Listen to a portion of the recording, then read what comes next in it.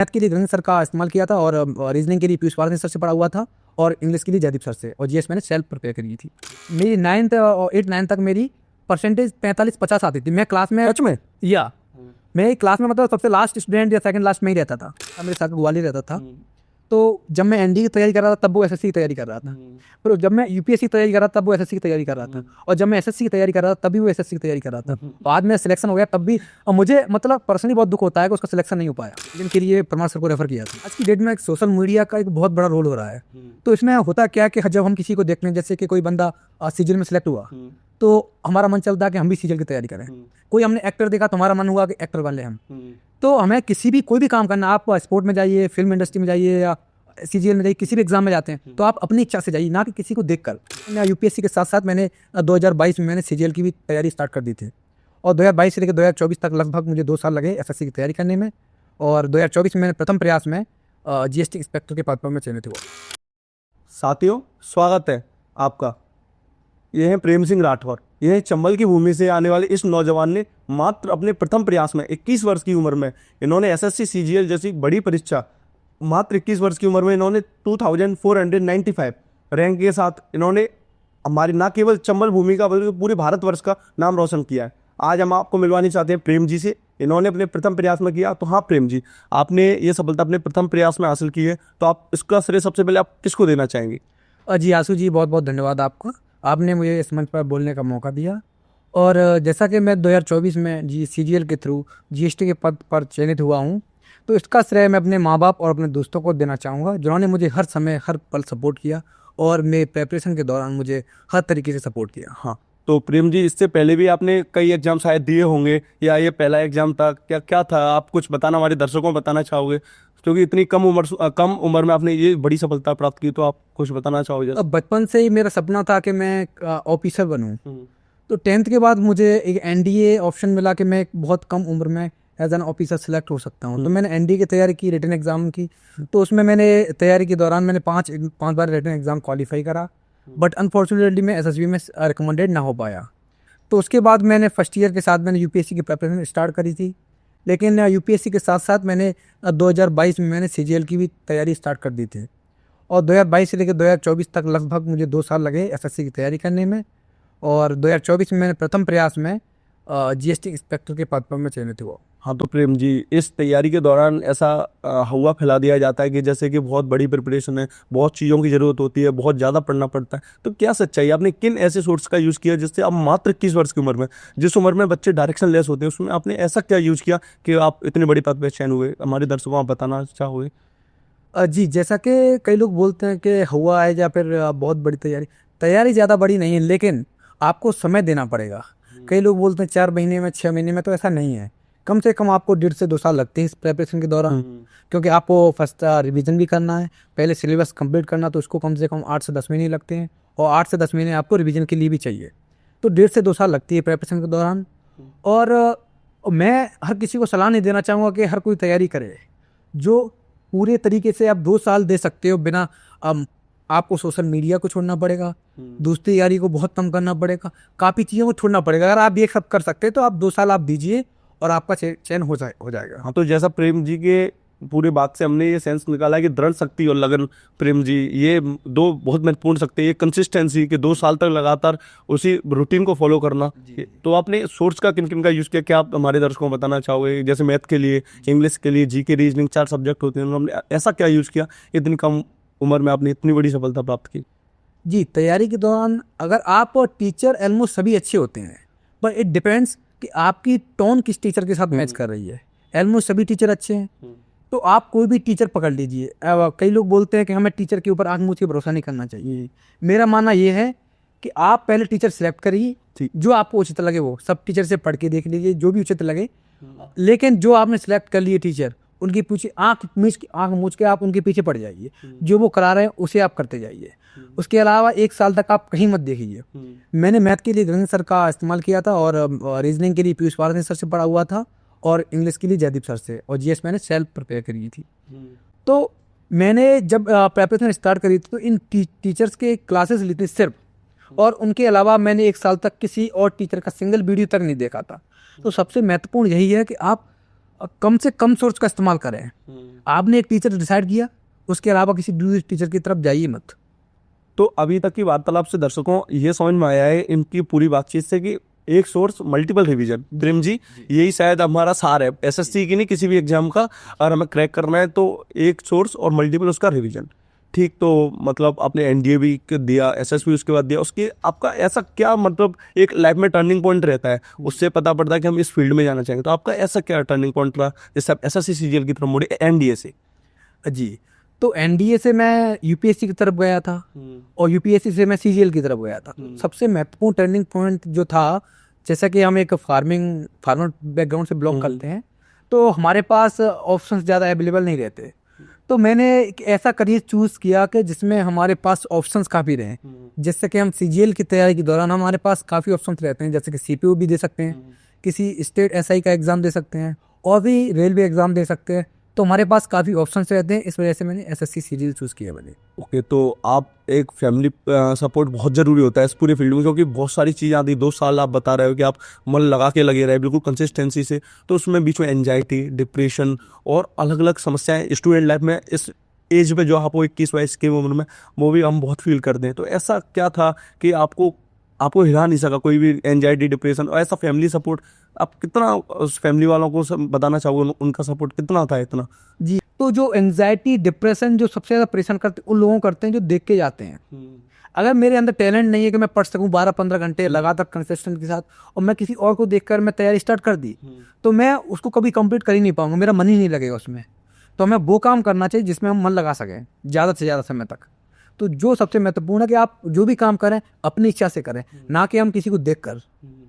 तो फैमिली का रोल मैंने जैसा पूछा था, आप जो थोड़ा बताना चाहो? तो फैमिली ने मुझे हमेशा ही सपोर्ट किया। जैसे कि पहले मैंने एनडी की तैयारी की थी, तो मैं घर से बाहर गया था, ग्वालियर रहा था वहाँ पे।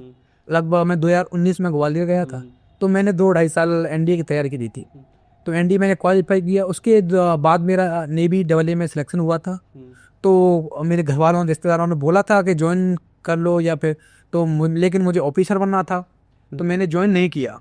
तो सबसे महत्वपूर्ण ये है कि अगर आपको कुछ बनना है तो आपको कई बार रिस्क भी लेनी पड़ेगी, कुर्बानी देनी पड़ेगी, लेकिन सबसे महत्वपूर्ण आप किसी को देखकर कोई काम मत करिए। हाँ, तो दर्शकों देखिए, AASSR उस टाइम में नेवी का एक प्रेस्टिजियस एग्जाम हुआ करता था, उसको जॉब लगने के बावजूद प्रेम जी ने उस जॉब को नहीं किया। उनको विश्वास था कि हाँ, अगर मैं मेहनत करूंगा तो इस एसएससी सीजीएल जैसी जॉब को मैं प्राप्त करूंगा, और उन्होंने सच करके दिखाया, इस इतनी बड़ी जॉब को उन्होंने तो नहीं पाया। तो प्रेम जी, ये तो रही आपकी पूरा सफर, लेकिन थोड़ा आप स्कूलिंग बताना चाहोगे? ये लोग बोलते हैं कि स्कूलिंग बहुत अच्छी हो, हम टॉपर रहे हो शुरू से, तभी हम कर सकते हैं। आपकी स्कूलिंग कैसी थी? कि क्या नॉर्मल मिडिल एवरेज बच्चा जो बिल्कुल एवरेज है पढ़ने में, वो इतना अच्छा है नहीं पढ़ने में, जिसका मन नहीं लगता, क्या वो एसएससी सीजीएल को क्रैक कर सकता है? ये बहुत सारे दर्शकों को हमेशा से मन में कुछ डजंट मैटर कि आपका पास्ट क्या है। अगर मैं अपना भी सच बताऊं तो यू वॉन्ट बिलीव दैट कि मेरी 9th और 8-9 तक मेरी परसेंटेज 45-50 आती थी। मैं क्लास में, सच में? या मैं क्लास में मतलब सबसे लास्ट स्टूडेंट या सेकंड लास्ट में ही रहता था। अच्छा।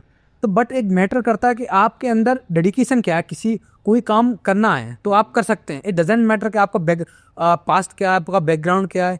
कई लोग के पास काफ़ी फैसिलिटी अवेलेबल है, तब भी नहीं पढ़ पाते। कुछ लोग एपीजे अब्दुल कलाम की बात करें तो वो रोड पे बैठ के भी पढ़े थे। तो इट डजेंट मैटर कि आपका बैकग्राउंड क्या है, आपका पास्ट क्या है। मैटर करता है कि आपके अंदर डेडिकेशन कितनी है, आपको कोई काम करना है कि नहीं। तो प्रेम जी, इस पूरी तैयारी के दौरान जैसे कि मॉक टेस्ट का बहुत बताते हैं रोल, हर सब्जेक्ट का, जैसे चुनिंदा कुछ सब्जेक्ट जैसे मैथ, हमारे दर्शक बहुत डरते हैं, जो हमारे पूरे दर्शक हैं वो एसएससी सीजीएल से रिलेटेड पूरे जितने भी दर्शक हैं, तो वो मैथ का बहुत एक हुआ है कि मैथ इतना बड़ा है, इतना बड़ा सिलेबस है। तो एक क्या मैथ की प्रॉपर गाइडेंस होगी जिससे कि मैथ को कवर किया जा सके, क्योंकि रीजनिंग मैथ के थ्रू कवर हो जाती है जैसा का होता है। हाँ, तो जैसा कि मैंने अभी आपको बताया था, आपको सोर्स कम से कम रखना है। और जैसा कि मैं बताऊं अपना, तो मैंने पूरी तैयारी के दौरान मात्र 5 से 6 किताबों का इस्तेमाल किया था। जैसे कि मैंने मैथ बताया गगन सर से, तो उन्हीं की मैंने एक बुक ली थी जो कि नोट्स आते हैं उनके।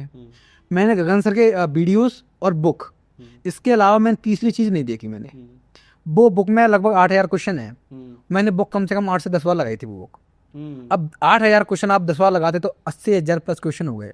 अगर आप सेम क्वेश्चन सेम पैटर्न 80,000 बार लगाते हो, then I don't think so कि आपको कोई भी क्वेश्चन आए और आपको समय लगे, आप उसे विद इन सेकेंड से आप सॉल्व कर सकते हैं। तो सबसे महत्वपूर्ण चीज़ यही है कि आप और लिमिटेड सोर्स, मल्टीपल रिवीजन सबसे ज़रूरी है। अगर जैसे कि मैं बताऊं, अगर आप एक सब्जेक्ट के 2 टीचर रखते हो, जैसे कि मैथ के आने 2 टीचर से कवर किया, अब एक क्वेश्चन का उन्होंने किसी अलग पैटर्न से सॉल्व कराया, दूसरे टीचर ने अलग पैटर्न से सॉल्व कराया, अब दोनों पैटर्न आपके माइंड में क्लैश करेंगे, तो इट विल टेक टाइम। अगर पेपर में आया तो आप सोचेंगे कि मुझे कौन से मेथड से सॉल्व करना है। अगर आपने एक ही पैटर्न से किया और वो बार बार किया है तो आपको सोचने की जरूरत ही नहीं है। तो जी मैथ के लिए आप देखिए, जैसे कि हमारे बहुत सारे छात्र जुड़े हुए हमारे चैनल से, वो कहते हैं कि मैथ के लिए हम क्या पढ़े, तुरंत 3 महीने में हो जाए, 4 महीने में हो जाए। जैसा कि प्रेम जी ने बताया, उन्होंने 8000 क्वेश्चंस और 10 बार लगाए, तो आप समझिए इनकी मेहनत किस लेवल की रही होगी। इन्होंने उन्हीं क्वेश्चनों को बार बार लगाया, इन्होंने नए क्वेश्चनों की तरफ नहीं भगे, ये उन्हीं क्वेश्चनों को एक मात्र टीचर को उसी को फॉलो किया और तब जाकर इनका मैथ स्ट्रांग हुआ। तो एक रामबाण मैथ के लिए प्रैक्टिस, सही ना प्रेम जी? ये प्रैक्टिस है, शॉर्टकट कुछ नहीं है। अगर आप चाहो कि 2 महीने में कर लो तो ऐसा कुछ शॉर्टकट होगा नहीं प्रेम जी। तो हाँ, इसके बाद आप इंग्लिश के लिए हमारे दर्शकों को बताना चाहिए, इंग्लिश के लिए आपने किससे? इंग्लिश के लिए मैं बताऊं, जैसे कि 30 to 40% वेटेज रहता है वोकेबुलरी का, और मैक्सिमम स्टूडेंट करते हैं कि हमने ग्रामर का कोर्स ले लिया किसी टीचर से, उसे पढ़ने में लगे 8-9 महीने तक, और ग्रामर का किसी भी एग्जाम में रोल रहता है 20 to 30%। हम पूरे प्रिपरेशन के दौरान 20 से 25% सिलेबस तैयार करने में लगे हैं, जबकि वोकेबुलरी और कॉम्प्रिहेंशन 60 से 70% वेटेज रखते हैं और उन पर हम फोकस करते ही नहीं जाता। तो सबसे महत्वपूर्ण, और जिसमें टीचर का कोई रोल नहीं है, तो वोकेबुलरी कॉम्प्रिहेंशन आपको खुद से करना है।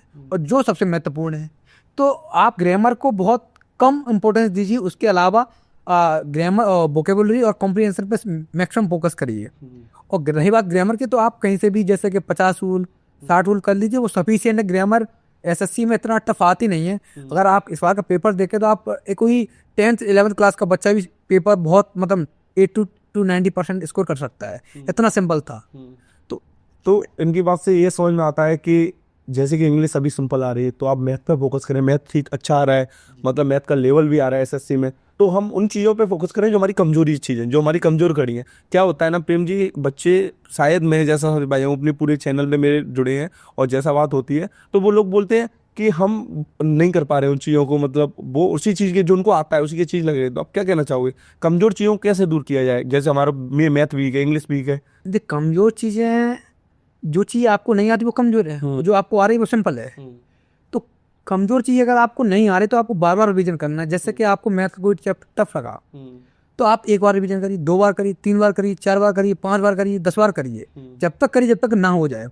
अगर कोई भी चीज़ कितनी भी टफ है, अगर आप 10 बार रिवीजन करते हो तो ऑब्वियसली वो सिंपल हो ही जाएगी, उसका पैटर्न आपके दिमाग में हो ही जाएगा। हाँ, तो प्रेम जी, जीएस का बहुत हुआ जैसा बना दिया गया हमारी पूरी सोसाइटी में और इस पूरी फील्ड में कि बहुत टफ है जीएस। तो ऐसा क्या है, जीएस सच में टफ है या क्या पढ़ने का सही ढंग नहीं है, तरीका नहीं है? तो कुछ जीएस के तो जैसा जीएस की बात करें तो मैंने यूपीएससी की तैयारी करी थी, तो उसमें भी मैंने हिस्ट्री ज्योग्राफी काफ़ी पढ़ा हुआ था, तो मैंने जीएस का सेल्फ प्रिपेयर किया था और सेल्फ भी मैंने नोट्स बनाए। हाँ, जीएस थोड़ा अनएक्सपेक्टेड तो रहता है, लेकिन अगर हम तैयारी करें तो 50 to 60-70% तक हम इजीली स्कोर कर सकते हैं। अपने खुद के नोट्स बना सकते हैं या फिर आप किसी टीचर को रेफर कर सकते हैं। और जैसा कि मैंने रिवीजन के लिए परमार सर को रेफर किया था मैं। नहीं, तो इसमें क्या है, जीएस का मेन पोर्शन तो आपने कवर कर लिया, हिस्ट्री ज्योग्राफी वगैरह पॉलिटी जो जीएस के सब्जेक्ट हैं, लेकिन स्टैटिक जीके जिसमें एक बहुत बड़ा रोल आप बता दें प्रीलिम्स में, जैसा कि स्टैटिक जीके आता है जी, तो उसके लिए क्या किया? स्टैटिक जीके के लिए मैंने एक बुक पढ़ी थी, अब बुक का नाम याद नहीं है मेरे को, लेकिन वहाँ से मैंने ये स्टैटिक इतना पढ़ा था कि इजीली मेरे 30 to 35 नंबर आ जाते थे आउट ऑफ 50। तो स्टैटिक जीके मेरी काफ़ी ठीक हो गई थी उस बुक से। अच्छा, उस बुक से हो गई थी। तो मेन जैसे क्लासिकल डांस, ये मेन जो टॉपिक आप बताना चाहो स्टैटिक डांस के कुछ, तो वो तो आप जैसे कि देख सकते हैं, जैसे प्रीवियस ईयर पैटर्न क्या है, जैसे क्लासिकल डांस हुए, फोक डांस हुए, टेम्पल्स हुए, और काफ़ी मतलब जैसे कि हाईवेज, रोडवेज, रेलवेज, काफ़ी चीज़ें हैं, इनको आप कवर कर सकते हैं। और रीजनिंग के लिए कुछ स्पेशल? रीजनिंग के लिए मैंने पीयूष सर से पढ़ा हुआ था, लेकिन उतना मेरे हिसाब से पढ़ने की आवश्यकता नहीं है, क्योंकि वो थोड़ा, अगर उनसे आप पढ़ लेते तो आपको किसी भी एग्जाम में कोई दिक्कत आने वाली नहीं है। इवन बैंकिंग तक के क्वेश्चन सॉल्व कराते हैं वो। तो अगर आप रीजनिंग का कोर्स प्रॉपर नहीं भी करते हैं, अगर आपका थोड़ा IQ अच्छा है, आपको मैथ अच्छा है, तो आप इजीली रीजनिंग कर सकते हैं। हाँ भाई, तो ये तो रही प्रेम जी पढ़ने की अपनी पूरी बात। अब अपन पढ़ने से थोड़ा हटके एक पूछना चाहेंगे, जैसे कि 2 साल तक लगे रहना, उसमें बीच में मैंने बताया, जैसा पहले भी बताया, एंजाइटी डिप्रेशन, तो हॉबीज कुछ होती हैं जिनको हम लगातार फॉलो करते हैं, जिनसे कि हम शायद उसको रूटीन को अपन बैकअप को कंप्लीट कर सकते हैं। जैसे अपना रूटीन में कभी हमेशा ठहराव आता है रूटीन में, आप भी समझ रहे हो, क्योंकि एक चीज़ों को बार बार कंटिन्यू करना, हमेशा रूटीन टूटता है, वो सबका टूटता है। लेकिन ऐसा क्या है कि जो रूटीन बना रहा है, हॉबीज ऐसी क्या यूज किया आपने? जी, सबसे मैंने जैसा कि अभी बताया था कि आपको किसी देखकर नहीं कोई काम करना है। जैसे कि एक मेरा दोस्त है, तो वो दिन में 17 से 18 घंटे पढ़ता था। मेरी कैपेसिटी थी 10 से 12 घंटे। अब मैं उसको देख के अगर काम करूँ, जैसे पढ़ूँ कि वो 18 घंटे पढ़ रहा, मुझे भी 18 घंटे पढ़ना, मैं नहीं कर पाऊंगा। मैं अगर उसको देख के करूँगा, मैं फेल हो जाऊंगा। तो सबसे महत्वपूर्ण है किसी को देख के, अगर आप, हमारी कैपेसिटी 12 घंटे तो हम 12 घंटे पढ़ें, हमारी कैपेसिटी 10 घंटे तो 10 घंटे, लेकिन हम आउटपुट 10 घंटे में उसके 18 घंटे जितना निकालना है, ये हमारा टारगेट होना चाहिए। मेन चीज़ आउटपुट कितना निकल रहा है। और दूसरी चीज़ कि आपको तैयारी करनी है बहुत लिमिटेड, ना आपको ज़्यादा किताबें लेनी है। मेरी फिलोसफी क्या रहती थी कि जैसे कि मेरी डेस्क है ये, तो अगर मेरे कोई बुक मुझे लगे कि ये मुझे रिक्वायर्ड नहीं है, जैसे कि मेरे मैथ की मेरे पास कोई एक्स्ट्रा बुक है, तो मैं उसको अपनी डेस्क पर नहीं रखूंगा, या तो कमरे से बाहर रख दूंगा या फिर किसी को दे दूंगा। क्योंकि अगर डेस्क पे हमारी बुक रहेगी एक्स्ट्रा, तो हमारा मन चलेगा, हम उसको खोलेंगे। और सबसे बड़ी ये भटकाव का कारण ये रहती है, हमारे पास उतनी बुक होनी चाहिए, उतने ही टीचर्स होने, उतना ही सिलेबस होना चाहिए, जितना हमें जरूरी है उतना हमें पढ़ना है। तो ये तो रही आपकी कंसिस्टेंसी की बात, लेकिन तब भी बीच में थोड़ा हुआ तो आप, तो उसके लिए हॉबीज कुछ जिनको आपको पसंद हो, जैसे आप उसका यूज करते हो, जैसे संडे को क्रिकेट वगैरह कोई देखता है, कोई IPL देखता है जैसे, तो ऐसा कुछ? तो ऐसा मेरा क्रिकेट वगैरह देखने का मेरा शौक नहीं था। लेकिन मैं क्या करता था, मंडे टू सैटरडे पढ़ता था। और जैसा कि मैं ग्वालियर रहता था, संडे को मेरा फ्री डे रहता था, जिसमें दोस्तों के साथ घूमना, और जो खाना वगैरह हम खुद ही बनाते थे, तो खाने वाने का सामान सब कुछ ला के हम रेडी रखता था। जैसे 6 दिन मुझे रूम से बाहर ही नहीं निकलना है, मतलब 6 दिन तो मैं बिजी रहता था। संडे के दिन जैसे कि जितना भी सामान लेना, सब्जी वगैरह लेनी, जो भी काम करना अपना, वो संडे को करके फ्री। तो देखिए दर्शकों, क्या रहता है कि लोग पूरे फैला दिए सोसाइटी में कि 7 दिन पढ़ना पड़ो, इतना पढ़ना पड़ता है। प्रेम जी ने जैसा बताया कि वो 6 दिन पढ़ के 7वें दिन उस चीज़ को पूरा अगले दिन से फिर शुरू कर सके, मंडे से दोबारा से उसी रूटीन को चालू कर सके, इसलिए उन्होंने संडे को पूरा यूटिलाइज किया। ठीक है, उसमें बिल्कुल नहीं आप शायद पढ़ते थे जैसा हमने बताया। तो मैं एक बात बताऊँ, हाँ, जैसे कि आपको कभी लगता है जैसे कि आपने संडे को छुट्टी देनी है, आज आपको फ्राइडे या सैटरडे है, तो आपको लगेगा 2 दिन बाद मेरी छुट्टी है, तो आज फ्राइडे सैटरडे को आप पूरी तरीके से पढ़ोगे, बहुत मतलब जितनी हो सके उतना पढ़ोगे आप, जितने एफिशिएंसी के साथ पढ़ोगे। संडे की आप छुट्टी रही, और फिर मंडे को आप फिर से तरीके से पढ़ोगे, क्योंकि आपने संडे की छुट्टी कर ली। तो छुट्टी देना बीच में जरूरी है। अगर आप एक साथ पढ़ते रहोगे तो आपकी एफिशिएंसी लो हो जाएगी, और जब आपको लगेगा कि 3 दिन बाद मेरी छुट्टी है, 3 दिन पढ़ना हमें, तो मैं 6 दिन पढ़ने का टारगेट, बाद में एक छुट्टी का टारगेट, ये रहता था। हाँ, तो हमारे दर्शकों को आप ऐसा क्या बताना चाहोगे, मतलब ऐसा क्या है कि जो तैयारी में बहुत सारे बच्चे आना चाह रहे हैं 12th करके, बहुत सारे हमारे दर्शक हैं जिन्होंने भी 12th किया है, बहुत सारे BA के फर्स्ट ईयर में, कॉलेज के सेकंड ईयर में, तो उन बच्चों वो ऐसा कहाँ से शुरुआत करें कि बिल्कुल ना भटकें वो, क्योंकि हमारी चैनल का मुख्य उद्देश्य यही है कि SSC CGL के या SSC के जितने भी गवर्नमेंट जॉब के वो हैं बच्चे, वो किसी दलदल में ना घुस जाए, एक दलदल की तरह इसको बोलते हैं। तो ऐसा क्या करें वो, जैसे कि एक सही गाइडेंस बिल्कुल मिल सके। जी, अगर आप गवर्नमेंट जॉब की तैयारी करते हैं, तो सबसे महत्वपूर्ण आपको राइट गाइडेंस होना चाहिए। अब मैं अपनी प्रिपरेशन के दौरान काफ़ी बंदों से मिला, जो, अब एक बंदा था मेरे साथ, ग्वालियर रहता था, तो जब मैं ND की तैयारी कर रहा था तब वो SSC की तैयारी कर रहा था, फिर जब मैं UPSC की तैयारी कर रहा था तब वो SSC की तैयारी कर रहा था, और जब मैं SSC की तैयारी कर रहा था तब भी वो SSC की तैयारी कर रहा था। बाद में सिलेक्शन हो गया तब भी, और मुझे मतलब पर्सनली बहुत दुख होता है कि उसका सिलेक्शन नहीं हो पाया। तो इट डजेंट मैटर कि आप कितना पढ़ते हो, आपका राइट गाइडेंस और कहाँ से पढ़ते हो, कितना पढ़ते हो, वो सबसे महत्वपूर्ण चीज़ है। और ये भी है कि कई बार हम क्या तैयारी करते रहते हैं, अगर आपका सिलेक्शन नहीं हो रहा या फिर आपने पूरे प्रयास कर ली, तो हमें छोड़ देना चाहिए। ऐसा नहीं कि इस सरकारी नौकरी सब कुछ है, या तो कई बार होता है ना कि कई के साथ मतलब हमारी कैपेबिलिटी वो नहीं हो पाती सरकारी नौकरी की। प्रेम जी, बीच में आपको थोड़ा रोकना चाहूँगा, क्षमा कीजिएगा, लेकिन आपने जैसा बताया बैकअप, आपने बहुत बड़ी लाइन बोल दी, अच्छी लाइन बोली आपने कि गवर्नमेंट जॉब के बच्चे हमेशा एक बैकअप रखना चाहिए, क्योंकि इस अनसर्टेनिटी तो है। CGL हुआ चाहे UPSC हुआ, कोई भी एग्जाम हम कर रहे हैं, इनमें अनसर्टेनिटी तो है। तो ऐसा क्या बैकअप रखें, ऐसा क्या सोच के चले, या ना रखें शुरुआत की उम्र में बैकअप, शुरुआत की जो अटेम्प्ट है, अर्ली अटेम्प्ट हमारे, क्या किया जाए? It's depend on family background. अगर जैसे कि आपको फैमिली बैकग्राउंड अच्छा है तो ठीक है, कोई दिक्कत नहीं, आप 3-4 साल तैयारी कर सकते हैं। अगर थोड़ा लो है तो आप ऐसा कर सकते हैं, आप CGL के साथ अदर एग्जाम को भी डायरेक्ट कर सकते हैं, GD, IMTS, CHSL और एनी अदर एग्जामिनेशन। और साथियों, मैं अभी वीडियो से हटके बात हो रही थी प्रेम जी, तो उन्होंने बताया इनका MTS भी क्लियर हो रखा है, इनका दिल्ली MTS इनको मिला है, दिल्ली इनकम टैक्स में मिला है इनको MTS के रूप में। CHSL भी क्लियर होकर रखा है, NDA भी क्लियर किया है। तो देखिए इन्होंने इतने सारे एग्जाम किए हैं, और कुछ मात्र कुछ चुनिंदा बुक्स का यूज करके और कुछ चुनिंदा टीचरों का यूज करके उनका जितना भी इफिशियंसी उनसे उसको निकाल के। तो प्रेम जी, आप बताए उस हाँ, जब आपका रिजल्ट आया था, सबसे मेन मोमेंट वही होता है एक पूरे एस्पिरेंट के लिए। तो आप उस मोमेंट को क्या शेयर करना चाहोगे हमारे दर्शकों के साथ? रिजल्ट में थोड़ा अनएक्सपेक्टेड रहा था। हाँ। तो उस टाइम पे जब मैं वृंदावन में था, होली के टाइम था, तो वहीं पे गया हुआ था मैं। तो वहाँ पे मेरा दोस्त ने मेरा रिजल्ट देखा, उसने क्या हुआ, मेरी पोस्ट दूसरी देख ली। अब मेरे को बताएगा तेरा इसमें PA में सिलेक्शन हुआ है, पोस्टल असिस्टेंट। तो मैं टेंशन में पूरी रात, मेरे को पूरी रात नींद नहीं आई। तो मैंने कहा यार, इतनी पढ़ाई करने के बाद भी मतलब PA मिला है। तो बाद में फिर सुबह हम नहा धो के निकल रहे थे वहाँ से, तो कॉल आया उसका कि तेरा एक्सरसाइज मिला है तुझे। अब मैंने कहा क्यों मजाक कर रहा फालतू में यार। तो फिर मैंने लगा सही से देख, फिर मैंने चेक किया तो फिर हुआ। तो मतलब वो क्या था फैमिली, सबसे पहले किसको कॉल लगाया आपने देखा हो, तो वो मूवमेंट कुछ वो बहुत, क्योंकि अपना 2 साल की तपस्या होती है और उस तपस्या के बाद जो फल मिलता है, तो आपने सबसे पहले शेयर किसके साथ? टाइम में मैं दोस्तों के साथ था, तो सबसे पहले मैंने अपने भैया को कॉल किया। मैंने कहा ऐसे सिलेक्शन हुआ है। तो फिर उन्होंने बोला कि आ जाओ पे घर पे। तो फिर वहाँ से जल्द, और घर आने की तो फिर जल्दी लगती है कि जब जल्दी से घर पहुँच जाएं। तो फिर जल्दी से घर आए थे शाम तक। और अच्छा, तो इस प्रकार से आपकी पूरी यात्रा रही है। तो हाँ, जैसा कि दर्शकों को हम बताना चाहते, ये थे प्रेम सिंह राठौर। अम्बा एक नगर है मुरैना जिले का, चंबल की भूमि से आने वाले इस नौजवान ने all India rank 2495 GST inspector Gujarat zone मिला है। तो प्रेम जी, आपका बहुत बहुत धन्यवाद। आपने अपना बहुमूल्य समय, इतना महत्वपूर्ण समय आपने निकाल के दिया, उसके लिए आपका बहुत बहुत धन्यवाद।